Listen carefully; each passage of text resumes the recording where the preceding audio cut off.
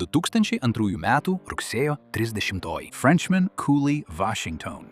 Šis vaikinas, kuris kadaise stovėjo daugiau nei 8500 metrų aukštyje, be degonės baliono, trina rankas magnezija ant uolos, esančios vos už 40 minučių nuo savo namų durų. Tai ne Everestas, tai ne Arktis, tai antradienio popietės laisvalaikio kopimas. Tačiau per mažiau nei 2 sekundės ant uolos, kuri vos aukštesnė už 6 aukštų pastatą, viskas, ko kalnai, audros ir net baltasis lokys jam niekada nepadarė, vis tiek tuoj įvyks. Tai yra Goran Krop. Ir tai yra siaubingos paskutinės šio legendinio bepročio švedo minutės. Sveiki atvykę į ekstremumo paribį, kur rizika didžiulė, bet niekas nėra tik antrašte. 1995 metų spalį Goranas sušaukė spaudos konferenciją ir pasakė kažką tokio beprotiško, kad net Apollo programos inžinieriai būtų susigūžę. Jis ketino dviračiu nuvažiuoti iš Švedijos iki Everesto kalno sausuma, užkopti į jį be degonės balionų ir tada tokiu pačiu būdu grįžti namo. Tau ir man tai skamba kaip beprotybė.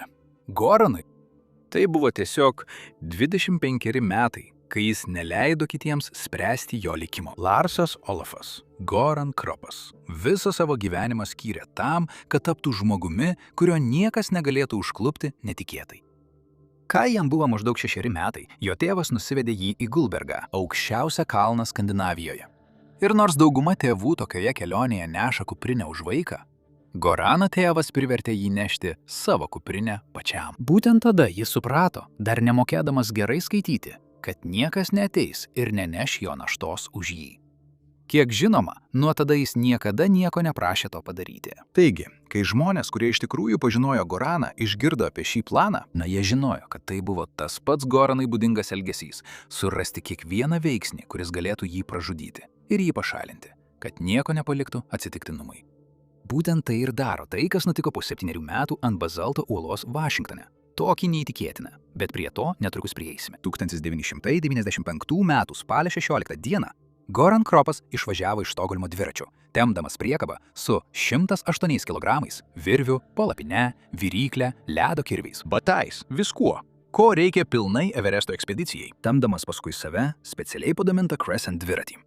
Ir tada jis nuvažiavo 8000 mylių per Vokietiją, Vengriją, Rumuniją ir Turkiją žiemą. Jis važiavo per Iraną, Pakistaną, Indiją 1-4 mėnesius. Per vietas, kur vairuotojai jį nuvarė nuo kelio, o vaikai mėtė akmenis ir pasienio sargybiniai nesuprato, į ką žiūri. Kai kas nors sugedo, jis tai pataisydavo. Kai jis susirgo, pasveiko palapinėje ir tęsė kelionę.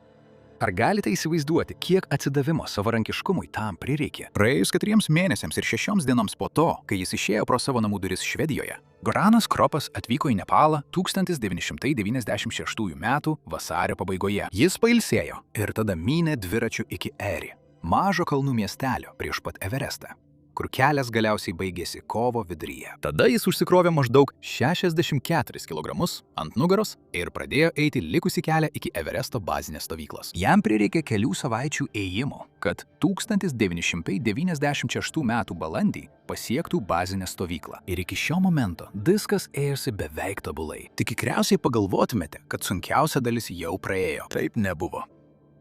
Nes atsidurti Evereste buvo tik pradžia. Jis negalėjo tiesiog užkopti viršūnę, nes pakilti taip aukštai be pasiruošimo reikštų, kad jo plaučiai tiesiog sugriūtų. Taigi, Goranas kelias savaitės lėtai kopė 1000 pėdų aukštyn ir vėl leidosi žemyn, kartodamas tai vėl ir vėl, kol jo kūnas prisitaikė prie kalno. Galiausiai, 1996 metais, gegužės pradžioje, po mėnesių savęs alinimo, Goranas išsiruošė į viršūnę. Jis kopė vis aukščiau ir aukščiau, pro stovyklas šiame kalne ir į mirties zoną, kur žmogaus kūnas lėtai miršta. Nesvarbu, koks esi stiprus.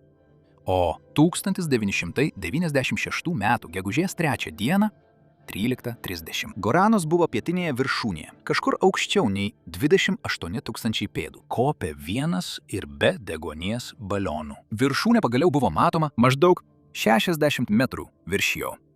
Ta diena iš tikrųjų Istorija jau laukia, kol bus sukurta. Tačiau tada Goranas paskaičiavo, kiek užtruktų nusileidimas, jei jis toliau lips, ir pamatė didelę problemą. Jis galėtų pasiekti viršų, žinoma, bet jam beveik neliktų dienos šviesos ar jėgų nusileisti žemyn. Jei tai ne pirmas kartas, kai žiūrite mūsų vaizdo įrašus, žinote, kad daugelis alpinistų nepaiso to apsisukimo laiko. Ir jie net nevažiavo dviračiu nuo savo namų iki Everesto. Taigi, jis turėjo priimti labai svarbų sprendimą ir noriu, kad akimirkai įsijaustumėte į jo vietą. Jūs praleidote mėnesius, kad čia patektumėte. Jūs pervažiavote 2 žemynus. Visi namuose laukia žinių, ar jums pavyko tai padaryti. Jūs tiesioginė prasme galite matyti aukščiausią žemės tašką. Ką darytumėte jūs? Goranas Kropas, likus 200 pėdų iki to tikslo, dėl kurio jis dviračiu apkeliavo planetą, apsisuko ir grįžo atgal į bazinę stovyklą. Sunku patikėti, kokios drausmės tam reikėjo. Tačiau būdamas jaunas vyras, Goranas šoko iš lėktuvų Švedijos kariuomenėje. Ir jei ką nors žinote apie parašiutininkus, žinote, kad ši profesija moko pasitikėti sistema. Nes kiekviena saugumo taisyklė yra parašyta krauju. Galbūt toks mąstymas Goranai giliai įsišaknijo. Nežinau. Ką žinau? Tai kad Goranas vadovavosi skaičiavimu, kurio beveik nei vienas kitas alpinistas nebūtų paisęs. Net Robas Holas, vienas gerbiamiausių to sezono kalnų gidų, Gorano sprendimą pavadino nepaprastai geru sprendimu, kuris yra daug įspūdingesnis nei pats kopimas. Ir po savaitės kalnas įrodė, kodėl laikytis jo numatyto laiko apsisukti buvo teisingas pasirinkimas. Gegužės 10-ąją žiauri audra smogė į viršutinę kalno dalį. 10 alpinistų iš komercinių ekspedicijų buvo įstrigę aukštai mirties zonoje. Būtent tada, kai daugelis jų leidosi žemyn, praėjus valandoms po laiko, kada jie buvo numatę apsisukti. Kai dangus prasigėdrijo, 8 žmonės jau buvo mirę. Vienas iš tų 2 gidų buvo Robas Holas. Taip, tas pats Robas Holas, kuris gyrė Goraną už tai, kad šis apsisuko. Jis mirė aukštai kalnuose, praėjus valandoms po savo numatyto apsisukimo laiko, pažeidęs būtent tą taisyklę, už kurios laikymasi gyrė Goraną. Goranas jau buvo grįžęs į bazinę stovyklą, kai užklupo audra. Jis galėjo tam pasilikti ir niekas jo nebūtų kaltinęs, jei tai būtų padaręs. Vietoj to jis apsisuko ir grįžo tiesiai atgal į tą pačią mirties zoną, iš kurios ką tik buvo pabėgęs, nešdamas atsargas alpinistams, kurie vis dar buvo įstrigę aukščiau jo. O tada, gegužės 23-ąją, praėjus kelioms dienoms po tos nelaimės, Goranas Kropas vėl kopė vienas, be deguonies ir be šarpų. Ir šį kartą jis vienas stovėjo ant Everesto viršūnės, persikėlęs pats ir viską, ką turėjo iš savo namų Švedijoje, iki ten. Tada jis nusileido, pailsėjo, vėl sėdo ant dviračio ir grįžo namo. Švedijos spauda tada jam suteikė pravardę už tai, ką jis padarė. Ir jį liko su juo visą likusį gyvenimą. Jie jį vadino bepročiu švedu. Ir nors tai skamba įsimintinai, jie visiškai klydo. Nes bepročiai rizikuoja savo gyvybę, o Goranas visą savo gyvenimą stengiasi to nedaryti. Tačiau pravardė prigijo, nes per naktį Goranas tapo vienu garsiausių nuotykių ieškotojų Europoje. Jis išleido knygų ir rengė paskaitų turus apie savo kelionę. Yra net televizijos įrašų iš to laikotarpio, kuriuose Goranas šypsosi per interviu. Ir galima suprasti, kodėl žmonės jį mylėjo, nes jis pasakojo apie beveik mirtį aukščiausiame pasaulio kalne. Taip, kaip kiti vyrai pasakoja apie pernelyg įsismarkavusią žvejybos išvyką. Iš šalies atrodė, kad jis jau buvo pasiekęs pakankamai vienam gyvenimui, bet Goranas niekada nenorėjo sustoti. Nes jei norite sužinoti, kas jis iš tikrųjų buvo, pažiūrėkite, ką jis padarė, kai 1999 metais sugrįžo į Everestą. Nes be to, kad kopė į viršūnę, jis ir jo ekspedicijos partneris leido laiką kalne rinkdami šiukšles. Nuo Everesto nuneždami 25 paliktus deguonies balionus. Bet čia kitų žmonių balionus. Jo partnerė tame kopime buvo Renata Krumska. Ji buvo pakankamai gera alpinistė, kad užliptų į Everestą. Ir ji taip pat buvo moteris, su kuria Goranas planavo praleisti savo gyvenimą. Stovėdamas ant Everesto viršūnės su moterimi, kurią mylėjo, Goranas buvo pasiekęs absoliučią savo gyvenimo viršūnę, tiek tiesioginę, tiek emocinę prasme. Iš šalies žiūrint, jo gyvenimas buvo būtent ten, kur jis norėjo. Tačiau Goranas nebuvo toks, kuris tiesiog nusėda vietoje. Kitais metais jis gulėjo palapinėje ant užšalusios Arkties vandenyno, klausydamasis, ar neateina meška. Jis ir kitas švedas, Ola Šinarmas, bandė slidėmis pasiekti šiaurės ašigalį be jokios pagalbos, viską tempdami rogėmis paskui save. Ir ten, ant ledo, juos surado baltasis lokys ir pradėjo sekti. Tokioje vietoje, kur nėra reindžerio stoties ar sraigtasparnio už 20 minučių kelio, viskas, ką tie du vyrai turėjo, buvo šautuvas, kad sustabdytų gyvūną, kurį gamta sukūrė žudyti. Lokys vis artėjo. Goranas turėjo jį nušauti, gindamasis, ir kad galėtų judėti toliau. Tačiau po kelių dienų Gorano nykštys smarkiai nušalo. Nušalęs nykštys 4 dieną yra įspėjimas. Džis paklausė to įspėjimo. Tik šį kartą namai nelaukė, kad pasveikintų jo sprendimą. Namuose jo laukė laikraščių antraštės. Garsus švedų rašytojas pamatė naujienas apie mešką ir viešai pavadino Goraną nusikaltėliu. Brakonieriumi. Goranas padavė jį į teismą dėl to, bet Goranas pralaimėjo. Švedijos garsiausias nuotykių ieškotojas sėdėjo teismo salėje savo šalyje ir išgirdo, kad žmogus, kuris jį pavadino nusikaltėliu, nesulauks jokių pasekmių. Po to kažkas jo viduje galutinai nusigręžė nuo Švedijos. Per 2 metus jis ir Renata susikrovė savo gyvenimą į dėžes ir persikėlė iš visų vietų į Sietlo priemiesčius Vašingtono valstijoje. Ir ten, naujoje šalyje, su moterimi, kurią jis mylėjo, Goranas pradėjo ruoštis tam, ką laikė didžiausia savo gyvenimo ekspedicija. Nors jis gyveno Amerikoje, jis norėjo atkurti formulę, kuri iš jo padarė legendą. Jis planavo grįžti prie savo šaknų, plaukti iš Švedijos iki pat Antarktidos, slidėmis pasiekti pietų ašigalį ir grįžti. O tada vėl grįžti namo laivu. Buvo tik viena problema. Jis nemokėjo plaukti burlaiviu, bet dabar jūs tikriausiai jau matote, kad jis buvo metodiškas, savarankiškas nuotykių ieškotojas. Taigi, Goranas pradėjo mokytis. Savaitės metu vienas iš didžiausių ekspedicinių alpinistų žemėje buvo galima sutikti Pjudžeto įlankoje Vašingtone, kuris mokėsi buriuoti, o savaitgaliais jis kopdavo į kalnus. Kopimas į kalnus buvo tarsi hobis, būdas išlaikyti gerą fizinę formą ir prasivalyti galvą. Jo mėgstamiausia vieta buvo vadinama Frenchman Coulee, maždaug 2,5 valandos į rytus nuo Sietlo, Vašingtono valstijoje. Tai kanjonas iš tamsios vulkaninės uolienos, suspaustos viena šalia kitos, kaip vargonų vamzdžiai, kur viltiniai alpinistai eina laisvą šeštadienį, nes ten saulėta, netoli ir paprasta. Tačiau laipiojimas uolomis čia nebuvo tas alpinizmas, kurio Goran buvo garsus. Tai net nėra ta pati sporto šaka, kaip kopimas į viršūnę. Alpinizmas, kuris pavertė Goraną legenda, yra ištvermės žaidimas, žaidžiamas prieš orą, aukštį ir laiką. Jo pavojai. Pavojingos audros, sniego lavinos, retas oras. Ir tu išgyveni juos su planavimu, fiziniu pasirengimu, kantrybę ir žinodamas, kada reikia pasitraukti. Uolų laipėjime pavojus slypi detalėse, matuojamose coliais. Kas kelias pėdas, laipiotojas turi sustoti, siepti prie praaišų ir įdėti mažą apsaugos elementą į uolos plyšį. Ir ar kiekviena apsaugos detalė bus gera ar bevertė nukritimo atveju, priklauso nuo pirštų galiukais jaučiamos nuojautos, išugdytos metų praktikos, žinios, kurių jokia bendro fizinio pasirengimo treniruotė nesuteiks. 2002 metų rugsėjo 30 dieną, kai jis važiavo į rytus nuo Sietlo į Vašingtono dykumas, apie kvailą riziką jis nė negalvojo. Buvo pirmadienis, oras buvo šiltas ir giedras.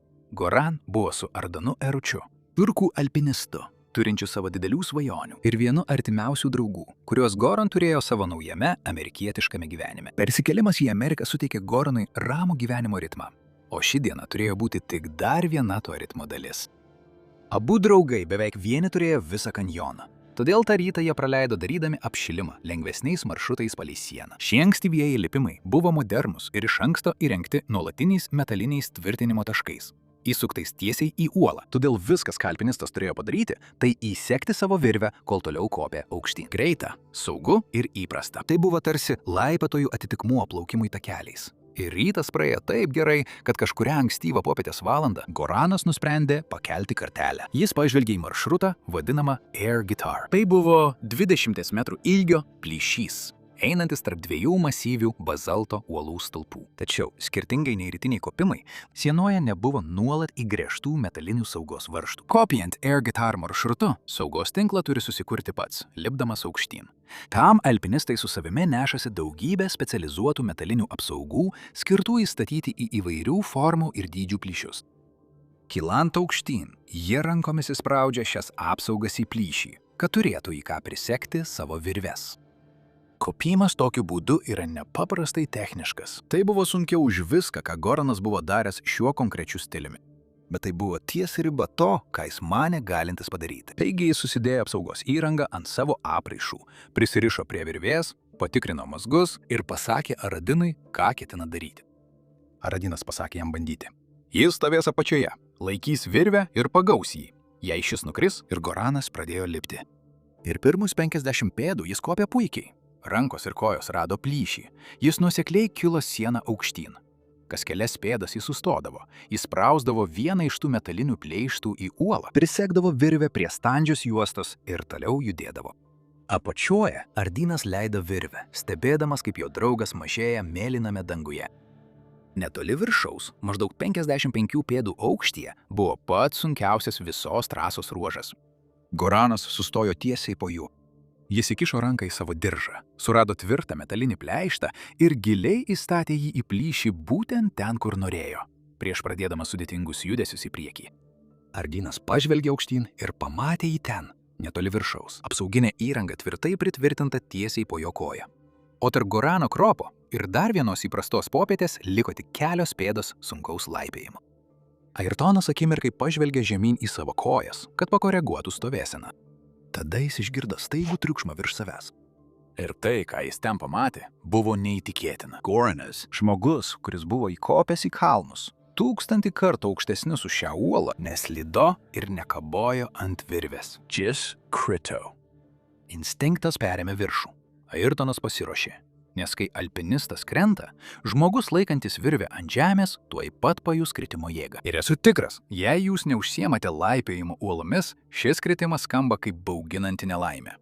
Tačiau šiame sporte kritimai yra tokie dažni, kad alpinistai iš tikrųjų tikisi kristi. Vienas alpinistas, bandantis peržengti savo ribas, per vieną popietę gali patirti 14 nepavojingų kritimų ant virvės. Toliau turėtų įvykti tai, kad virvė įsitempia ties tuo aukščiausiai įtaisytų saugos įtaisu. Metalinis pleištas laiko ir alpinistas nukrenta kelias pėdas. Galbūt jis nusikeikia ir papurto rankas, bet tuo viskas ir baigėsi. Taigi Ardenas pasiruošė virvės trūktelėjimui, to ir tikėdamasis. Bet tas stipraus, staigaus traukimo taip ir nebuvo. Vietoj to jis išgirdo stiprų metalinį trakštelėjimą, nuaidėjusi per kanjoną. Ir vietoj to, kad virvė įsitemptų, virvė tiesiog praslydo jam per rankas kaip palaida virvelė. Tarsi ten viršuje esantis žmogus nieko nesvertų. Ir tą akimirką, kol Ardin net nespėjo sumirksėti ar ką nors pasakyti, dar vienas aštrus metalinis trakštelėjimas nuaidėjo nuo kanjono sienų. Ir dar vienas. Vietoj to, kad sustabdytų Goraną nuo kritimo, kiekvienas apsaugos taškas paeiliui buvo išplėštas, priversdama kitą sugerti dar daugiau jėgos. Per sekundę Goranas nukrito 60 pėdų, persi jį laikytų tik oras, ir trenkėsi į plokščią uolos atbrailą, ant kurios stovėjo Ardenas. Ir tada kanjonas nutilo. Ardenas pribėgo prie jo per kelias sekundės. Bet Gorano šalmas sudužo ir nukrito per kritimą, o kieto akmens smūgis į žmogaus kūną po 60 pėdų kritimo yra tikrai žiaurus. Airtonas pradėjo gaivinimą ir jis nesustojo labai ilgai. Bet jis kažkuriame lygmenyje suprato, kad tai buvo viskas. Jo draugas mirė tą akimirką, kai atsitrenkė į atbrailą. Labiausiai pasiruošęs nuotykių ieškotojas planetoje žuvo per 20 metrų kopimą tiesiog taip. Ir klausimas, kurį savo uždavė Airtonas, per kelias dienas nuskambėjo visame laipiojimo pasaulyje. Kaip? Kad atsakytų į šį klausimą, tyrėjams teko dirbti atbuline tvarka. Nuo įrangos, vis dar kabančios ant sienos, įrangos ant virvės ir detalių, kurias jie rado išsibarščiusias ant žemės. Pirmiausia, jie apžiūrėjo viršutinį metalinį pleištą, kuris buvo išplėštas iš uolos. Kopijant šis įrenginys vadinamas frendu. Spaudžiate svirtį, metaliniai sparneliai susilenkia, o kai paleidžiate juos, plyšyje jie išsiskleidžia. Jis veikia lygiai taip pat, kaip kiniški pirštų spąstai. Kuo stipriau traukiate žemyn, tuo stipriau jis spaudžia į uolą. Teisingai naudojamas, jis gali 1000 kartų sulaikyti krentantį žmogų be jokių problemų. Problema ta, kad uola ten, Air Guitar maršrute, yra lygi. Plyšys subtiliai platėja ir siaurėja kylant aukštyn. Taigi vieta, kuri laiko kaip spaustuvai, gali būti vos už 3 colių nuo vietos, kuris lysta kaip šlapias muilo gabalas. Ir atskirti jas per pirštų galiukus yra būtent tas šaltkalvio menas, kurio Goranui niekada neteko metų mokytis. Tačiau priežastis, kodėl ji išplėšta, galėjo būti dar klastingesnė nei blogas pakaitalas, nes iš tikrųjų niekam nereikia padaryti klaidos, kad kumštelis sugestų. Tikriausiai esate matę, kaip sunki skalbimo mašina pati juda per skalbyklos grindis. Niekas jos nestūmė. Tai padarė vibraciją. Po vieno mažą drebėjimą. Kamas gali padaryti tą patį uolos plyšyje. Jei virvė pakankamai jį pajudina, kai alpinistas juda, jis gali pasislinkti ir vibruodamas pakilti arba nusileisti kalnu. Alpinistai tai tiesiog vadina vaikščiojimu. Frendas gali pats iš idealaus, tvirto įtvirtinimo pereiti į slidžią, bevertę padėtį. O viršuje esantis alpinistas nieko nepajunta. Taigi, ar tai buvo blogas įtvirtinimas, ar tiesiog atsitiktinės vibracijos, kai Goranas nukrito? Frendas, laikęs jį 15 metrų aukštyje, tiesiog išsitraukė. Tačiau istorija turėjo baigtis čia, tik su užgautu ego ir išgąsčiu. Nes alpinistai nelipa tokiu maršrutu tik su vienu frendu. Jie sudaro tokių dalykų grandinę. Išdėstyta kas kelis metrus plyšyje. Kiekvienas jų įsektas į virvę, kai jie lipa. Taigi, jei kuris nors vienas elementas nepavyktų, žemiau jo yra kitas, kuris sulaikytų kritimą. Goranas iš tikrųjų turėjo antrą kamą. Keliais metrais žemiau to, kuris įsitraukė, jis buvo tiksliai ten, kur Goranas jį ir padėjo. Ir ta detalė atlaikė. Ji padarė viską, ką turėjo padaryti.